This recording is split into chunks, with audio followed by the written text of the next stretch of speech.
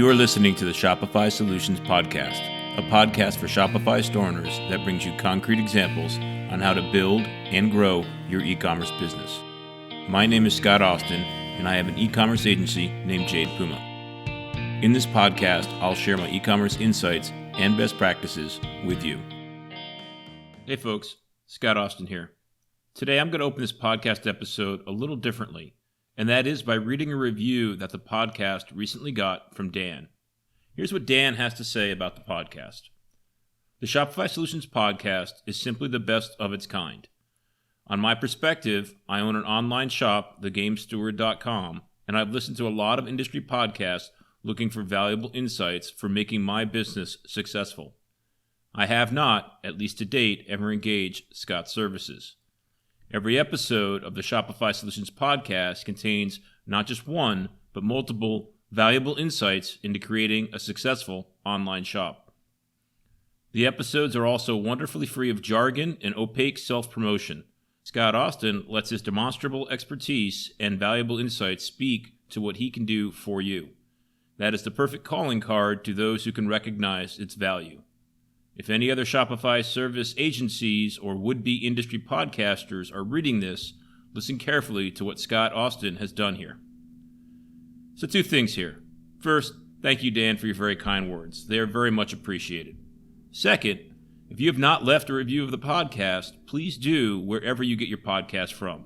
It helps this podcast get found by others that could also benefit from the content, and I enjoy hearing your feedback. Okay.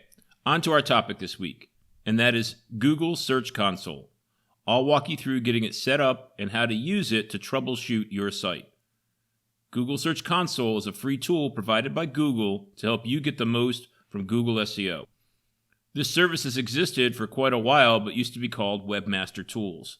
Today's Search Console is an essential, though optional, tool in understanding your store's relationship with the Google index. So even though it's optional, here's why I recommend that you use Google Search Console. 1. Let Google know that your site exists. To get your site indexed in Google, Google needs to know that your site exists. Search Console is the quickest and most direct way for you to establish and maintain the connection between Google and your store. 2. Get useful organic search data in Google Analytics. Google Analytics knows all sorts of useful information on how visitors are using your store. By connecting Search Console to Google Analytics, Analytics will get a new feed of data that would otherwise be unavailable. And that data is how your site fares on Google search, what pages get ranked for which keywords, position in the results, and click-through data.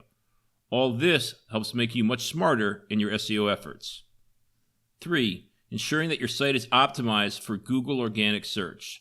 Search Console provides a number of dashboards and reports that help you optimize your store's indexing into Google search.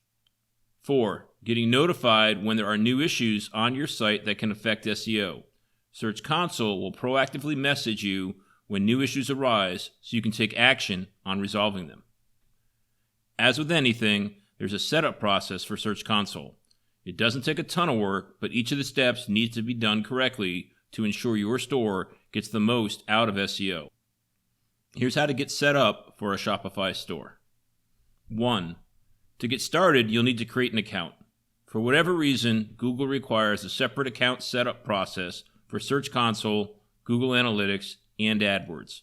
But be sure to use the same Google account as used for Google Analytics and AdWords so that they can be connected. You can create an account at search.google.com. One user account can be connected to multiple of what Google calls properties. Think of properties as different websites or URLs. SpacelySprockets.com and CogswellsCogs.com would be different properties. And you'll need admin access to both Search Console and Google Analytics. Now, for the next steps, we'll need to create properties in Search Console for our store and any other sites we want to manage. So let me explain the 2 different types of properties in Search Console. The first is a domain listing. This will track all instances and usages of your domain. For example, for my agency, the domain would be jadepuma.com. The second is a URL prefix. This is for a specific URL under the domain. It will include things like HTTPS and www. One domain listing can have many URL listings. Step 2 of our setup is to create a domain listing. You'll need to verify with Google that you own this domain. And the only way that verification is allowed for a domain is through a DNS entry. And this is the most technical step of the setup process, which is why some stores will skip this step and go straight to creating URL listings. But verifying through DNS is well worth the effort and will make things much easier downstream. Now, creating a DNS entry is not that difficult, and Google provides lots of documentation on how to do this. And if you're using one of the top domain registrars, like GoDaddy, then the process is even easier as Google has simplified the process with those providers. 3. Create any needed URL listings. You'll want to create a Search Console property for every URL used by your Shopify store and any other sites that you may have operating under the domain. And only a URL listing can be connected to a Google Analytics account. To start, create properties for all URLs used for Shopify. If you are doing URL redirection in Shopify to a main domain, then only that URL needs to be added. For my agency, I added https://jadepuma.com. If you are not doing URL redirection in Shopify, then you need to add all of the domains that the store resolves to. That may include various URLs for supporting different country languages and currencies. Now, Google recommends that you create at least 4 URL listings for a site. That would be both the HTTP and the HTTPS versions, and both with www and not www subdomains. But this feels like dated advice these days.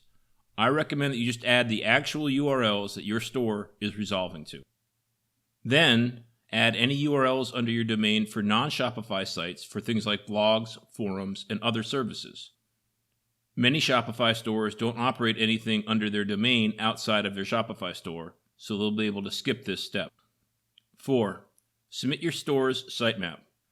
Shopify creates a sitemap for all Shopify stores. In fact, Shopify makes multiple sitemaps, but you'll only need to add the main sitemap. The file name for the sitemap is sitemap.xml, and it's in the root of the store. So the full URL for my agency's sitemap is https://jadepuma.com/sitemap.xml. To add that to Search Console, go to the appropriate URL listing for your store. In the left menu, there's a link for sitemaps. Just add sitemap.xml. Number 5, connect to Google Analytics. This is best done by going to Google Analytics and doing the setup from there. If you get stuck, I've got a video on how to do it that I'll link to in the show notes. Also, remember that Google Analytics can only link to a URL property in Search Console. It can't connect to a domain property. So you now have Search Console up and running. It should be connected to your Shopify store and Google Analytics. It will take some time for Google to crawl your site and index your pages. You can track the progress of that in Search Console, but that can happen over weeks, so it's not too exciting to watch in real time. The first report you'll want to look at is coverage, which you can access in the left navigation. The coverage report shows you the status of page indexing of your store in Shopify. You want Google to find every page in your Shopify store. And here, page means the many different Shopify types of products, collections, articles, and Shopify pages. In the coverage report, you'll usually see a large number of excluded pages. It's typical that this excluded number is much larger than the valid pages count. This is normal and the way a Shopify store should behave. Here's why. Let's look at a product in your store. Let's say the product title is Product A, and the URL is https://acme.com/products/product A. Let's also assume that product is part of 3 different collections. So Shopify will make 3 more URLs for that product. The first one will go like this: https://acme.com/product collections collection 1 products product A. So your store shows the same product under 4 separate URLs. We only want Google to index one of these 4 URLs, so we're not competing against ourselves. So Shopify, well, technically your theme, added some code to each of the 4 product URLs. The code tells Google which of the 4 URLs to use as the canonical URL that Google should index. So it's usually okay if your coverage report has far more excluded pages than valid pages. Now that Search Console is set up and showing you the status of indexing of the store, the next use of the service is in identifying and resolving issues. What I'm going to do now is walk through the main dashboards and reports in Search Console. I'll let you know the common warnings that I see with my clients' accounts and let you know how I respond to each.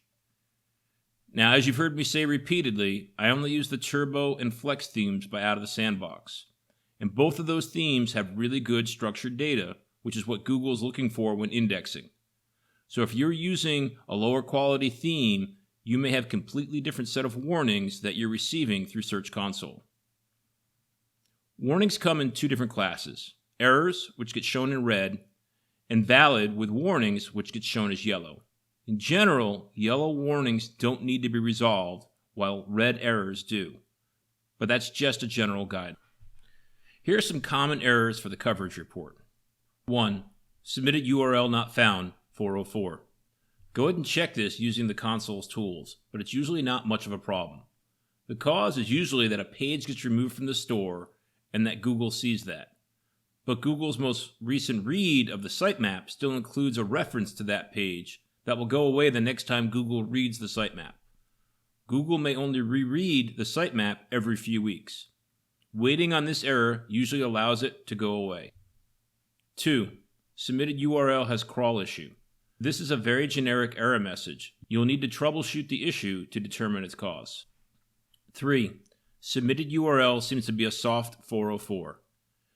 This is usually caused by an empty collection. It can be ignored if the empty collection is desired, or the empty collection can be turned off in Shopify. 4. Submitted URL marked no index. If you see this, you've probably hired an SEO expert or are using an SEO app, in which case you should rely on them. 5. Indexed, though blocked by robots.txt. You do not need to worry about this warning. It's for pages like checkout, account, cart, login, and policies that Shopify is telling Google to ignore through the robots.txt file generated by Shopify, but that is indexing anyways. 6. Server error, 5xx. Check to see what page this is. A Shopify page will rarely get a 500 error, which is a server error. If it does happen, it's probably an internet hiccup that will go away, or it could be caused by an errant app. In the core Web Vitals report, messages fall under these 2 buckets. LCP issue. LCP stands for Largest Contentful Paint. This is one of the many metrics that can be used to determine page speed. Status is green if it's under 2.5 seconds, yellow if it's between 2.5 and 4 seconds, and red if it's over 4 seconds. If you are getting a warning, then Google is concerned about the page load time of the page. Go ahead and verify on your side what the performance of the page is. If the page is taking too long to load, go ahead and resolve. That's a full topic, some of which I've covered in a previous episode on site performance that I'll link to in the show notes.